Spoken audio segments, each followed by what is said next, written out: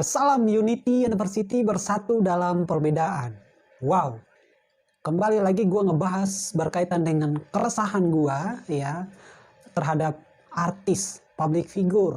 Ya mungkin kali ini agak sensitif karena yang gue roasting atau bukan roasting, yang gue bahas adalah artis papan atas ya, yang mempunyai penggemar luar biasa, barbar. Ya. Disclaimer dulu bahwa tidak semua kesalahan merupakan kejahatan, ya. Akan tetapi yang namanya kejahatan sudah pasti adalah sebuah kesalahan. Nah, oleh sebab itu dalam kesempatan ini saya ingin menyampaikan 3 hal yang mungkin banyak orang menganggap 3 hal ini adalah kesalahan dari Leslar, ya, Lesti Bilar. Ya sesungguhnya saya nggak mengikuti bagaimana mereka menikah, bagaimana kisah cinta mereka. Jujur, gue nggak ngikutin. Akan tetapi gue terpanggil untuk bikin konten ini semata-mata karena saya baca di media sosial, berita di sebuah media sosial bahwa Lesti Bilar terancam hukuman penjara. Nah, karena ada kaitannya dengan hukum, maka saya mencoba mempelajari, cari tahu apa sih yang sebenarnya terjadi. Nah, yang pada intinya adalah kasus tersebut muncul ke permukaan ketika Lesti Bilar itu sudah nikah siri, akan tetapi mereka menikah lagi dan ditayangkan di stasiun televisi swasta terbesar di Indonesia dan disaksikan oleh banyak orang yang pastinya. Nah, ini menjadi perdebatan ketika ternyata kedua pasangan ini sudah melakukan nikah siri, ya, sehingga banyak orang berargumentasi bahwa mereka membuat 3 kesalahan. Yang pertama adalah ijab kabul yang 2 kali, ada juga yang mempermasalahkan soal mereka bikin kegaduhan. Terus yang ketiga, mereka menyatakan bahwa Lesti Bilar ini membuat semacam pemalsuan dokumen. Nah, sehingga banyak beredar berita yang menyatakan kemungkinan besar mereka bisa dipenjara. Nah, berdasarkan pengetahuan ilmu yang saya punya, tentunya ilmu yang saya punya sangat terbatas ya, bisa juga salah, tapi ini dari perspektif saya bahwa 3 poin itu memang adalah sebuah kesalahan mungkin ya dari perspektif banyak netizen, tapi kesalahan itu tidak cukup untuk mengklaim bahwa mereka membuat sebuah kejahatan dan layak dihukum. Nah, poin yang pertama dulu tentang ijab kabul. Apakah itu boleh 2 kali atau cuman boleh 1 kali? Tentunya saya nggak banyak berkomentar dari pandangan saya, tapi para ulama sudah berbicara terkait poin ini dan kurang lebih intinya tidak menjadi soal, ya. Terus yang kedua soal kegaduhan, ya.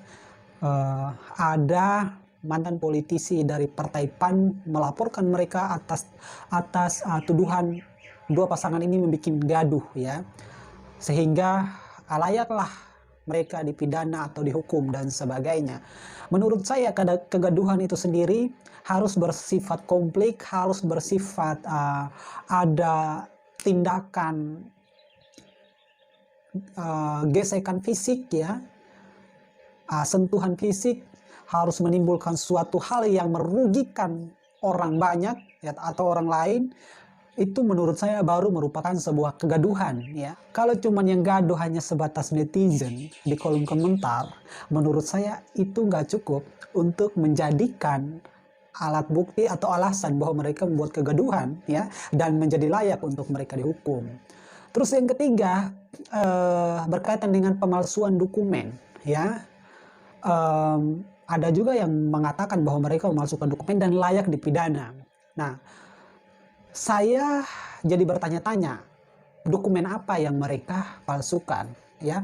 Karena untuk melakukan pernikahan siri sebenarnya tidak harus menggunakan banyak dokumen ya, hanya sebatas 2 pasangan sudah dewasa tentunya. Terus ada saksi dan mengucapkan janji suci di pernikahan ya, cukup seperti itu aja kan kalau nikah di bawah tangan.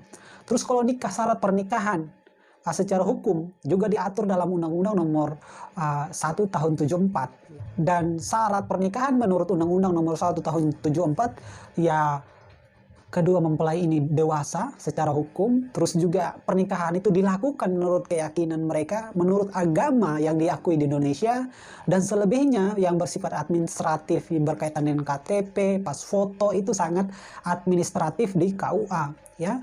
Jadi saya berpikir bahwa hampir nggak ada dokumen yang mereka palsukan, karena nikah di bawah tangan sama nikah menurut hukum itu tidak ada kontradiktif, ya. Tidak ada yang kontradiktif sebenarnya menurut saya. Jadi kalau kita bicara dari 3 kesalahan menurut perspektif netizen pada umumnya, 3 kesalahan ini tidak cukup untuk membuat mereka melanggar hukum atau dimasukkan ke dalam penjara atau diancam hukuman penjara, ya.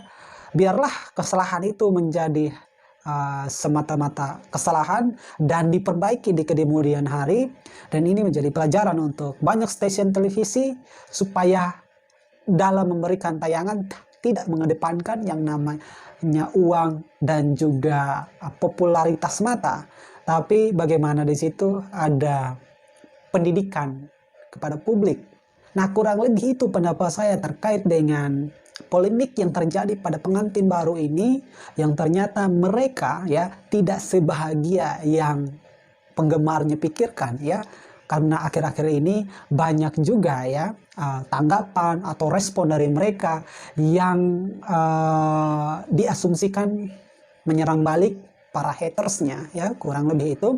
Dan kesimpulan saya, kembali lagi saya katakan bahwa tidak semua kesalahan adalah sebuah kejahatan, dan sebuah kejahatan sudah pasti adalah kesalahan. Ya, kurang lebih itu.